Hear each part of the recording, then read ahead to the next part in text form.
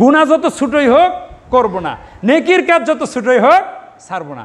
একজন মানুষকে কি একটা সালাম দেওয়া, তাই না, হাসি মুখে একটা দিনী ভাইয়ের সঙ্গে কথা বলাও কি সাদাকা, একটা উত্তম কথা বলাও কি সাদাকা, সুবহানাল্লাহ আলহামদুলিল্লাহ বলা কি সাদাকা, তাই না?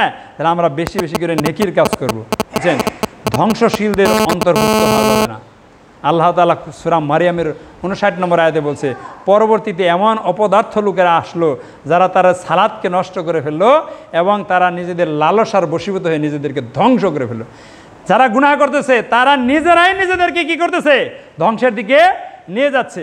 কোরআন মাজিদে যেরকম জান্নাতের কথা বলছে, জাহান্নামের কথা বলছে না, এমনিভাবে আল্লাহ তাআলা বলছেন যে মহাসফলতা, ফাকাদ ফাজা ফাউজান আজিমা, মহাসফলতা যারা লাভ করলো তারা কিসের জন্য, এটার মানে প্রশংসার দাবিদার কারা, তারা নিজেরাই তারা সফলতা অর্জন করছে। আর যারা ক্ষতিগ্রস্ত করছে, মানে চূড়ান্তভাবে ব্যর্থ হবে যারা কিয়ামতের দিন, তাদের জন্য দায়ী করে তারা নিজেরাই খুসরানুল মুবিন।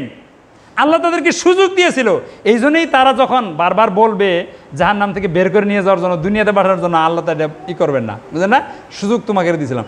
তারা এখন তো সুযোগ আছে, যে সময়টা, যেই অর্থটা তারা পাপের কাজে নিয়োজিত করতেছে, সেই সময়টা, সেই অর্থটা তারা নেকির কাজে করতে পারে না, ব্যয় করলেই তো সে জাহান্নাম থেকে বাঁচতে পারবে, জান্নাতে যেতে পারবে। ঠিক আছে না? এই জন্যে ইচ্ছা করে এই ধ্বংসশীলদের অন্তর্ভুক্ত হওয়া যাবে না। আমার হাত পা অঙ্গ প্রত্যঙ্গ, এই চোখ কান সব কিছু একদিন আল্লাহর কাছে সাক্ষ্য দিবে, এই ব্যাপারে আমাদেরকে সতর্ক থাকতে হবে, এইটা আমার মাথায় গেঁথে ফেলতে হবে। আল্লাহ তাআলা এখানে ভাবে বলেছেন, ইয়াউমা তাশহাদু আলাইহিম আলসিনাতুহুম আইদিহিম ওয়া আরজুলুহুম বিমা কানু ইয়ামালুন। সেই দিন তাদের জিহ্বাগুলো, তাদের হাতগুলো, তাদের পাগুলো তারা যে সমস্ত কাজ করছে সেই ব্যাপারে সাক্ষ্য দিবে। হ্যাঁ, সূরা ইয়াসিনে বলছে, আল ইয়াউমা নাখতিমু আলা আফওয়াহিম ওয়া তুকাল্লিমুনা আইদিহিম ওয়া তাশহাদু আরজুলুহুম বিমা কানু ইয়াকসিবুন। আমি তাদের মুখের উপরে সিল মেরে দেব, তাদের হাত আমার সঙ্গে কথা বলবে, তাদের পা কৃতকর্ম সম্পর্কে সাক্ষ্য দিবে। এমনিভাবে আল্লাহ তাআলা বলছেন, শাহিদা আলাইহিম সামউহুম ওয়া আবসারুহুম ওয়া জুলুদুহুম বিমা কানু ইয়ামালুন। তাদের এরকমভাবে কি কান, তাদের চোখ এবং তাদের চামড়া তাদের কৃতকর্ম সম্পর্কে সাক্ষ্য দিবে। আল্লাহ তাআলা স্পষ্ট বলে দিয়েছেন সূরা হামিম 20 নম্বর আয়াত। তাহলে চোখ দিয়ে যারা গুনাহ করতেছে, হাতের মাধ্যমে যারা গুনাহ করতেছে, পায়ের মাধ্যমে যারা গুনাহের কাছের দিকে যাইতেছে, তাই না, এমনকি তার অন্তর দিয়ে যারা গুনাহের কথা চিন্তা করতেছে, এই সব কিছু, তাই না, এই জিহ্বা দ্বারা যারা অশ্লীল কথা বলতেছে, সব কিছু আল্লাহর কাছে কি সেদিন সাক্ষী দিবে। আল্লাহ তাআলা মুখের ভিতরে কি সিল মারে দিবেন। এই বিষয়টা আমাদেরকে রাখতে হবে যে আমার অঙ্গ প্রত্যঙ্গয় কি সাক্ষী দিবে। হ্যাঁ, আমার সাথে যে ফেরেশতারা আছে তারা কি লিখে রাখতেছে, হ্যাঁ, কিরামান কাতিবিনা ইয়ালামুনা মা তাফালুন। আল্লাহ তাআলা কিয়ামতের দিন ওই কিতাবটাই ধরাই দিবেন, ইকরা কিতাবাকা, তুমি তোমার কিতাব পড়ো, কাফা বিল নাফসিকা ইয়াউমা আলাইকুম হাসিবা, তোমার হিসাব দেওয়ার জন্য তুমি নিজেই যথেষ্ট। হ্যাঁ, এরকমভাবে আল্লাহ তাআলা বলছেন, ইজিয়াতালাক্কাল মুতালাক্কানিয়া আনিল ইয়ামিন ওয়া আনিশ শিমালি কাঈদ মা ইয়ালফিজু মিন কাউলিন ইল্লা লাদাইহি রাকিবুন আতীদ।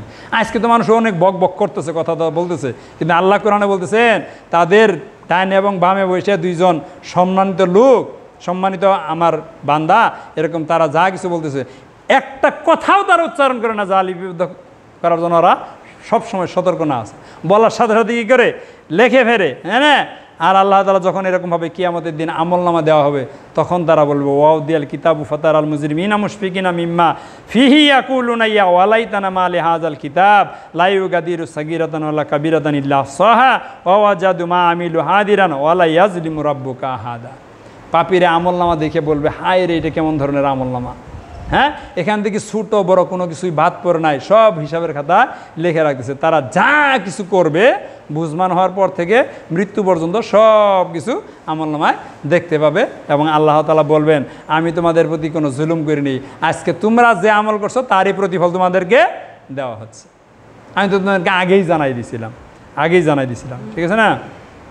হ্যাঁ, আর কার আমলনামা কোন হাতে দেওয়া হবে, কার কী পরিণত হবে, এটাও আল্লাহ তাআলা বলেছেন। যার আমলনামা ডাইন হাতে দেওয়া হবে নেককারদের, তারা এরকমভাবে কি আলিশান জান্নাতের ভিতরে থাকবে, ফলগুলো তার হাতের কাছে ঝুলতে থাকবে, সূরা আল হাক্কাতে পড়বেন এরকমভাবে, বুঝছেন?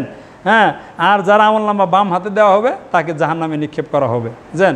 এই 7 নম্বর আয়াত থেকে বেশ কিছু আয়াতে পড়লে এই জিনিসগুলো পাবেন।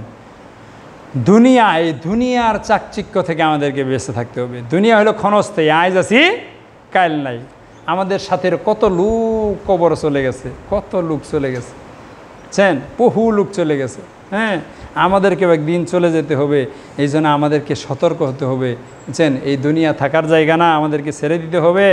সুতরাং আমাদেরকে আখেরাতকে প্রাধান্য দিতে হবে। বালতু সিরুনাল হায়াত দুনিয়া অল আখেরাতু খায়রু আবকা। তোমরা দুনিয়ার জীবনকে প্রাধান্য দিচ্ছ, এখানে তোমরা ব্যাংক ব্যালেন্স করতেছো, বাড়িঘর বানাইতেছ, কিন্তু দুনিয়া তো ধ্বংস হয়ে যাবে একদিন। আর আখেরাত হলো কি? চিরস্থায়ী এবং উত্তম, বুঝলেন নাই? এই জন্য সাহাবারা দুনিয়ার জন্য তেমন কিছু করেন নাই। তারা তাদেরকে প্রশ্ন করলে বলছে আমরা আখেরাতের জন্য করতেছি, আখেরাতের জন্য করতেছি। ঠিক আছে? এমনিভাবে আমাদের যে হায়াত, এই হায়াতকে কাজে লাগাইতে হবে।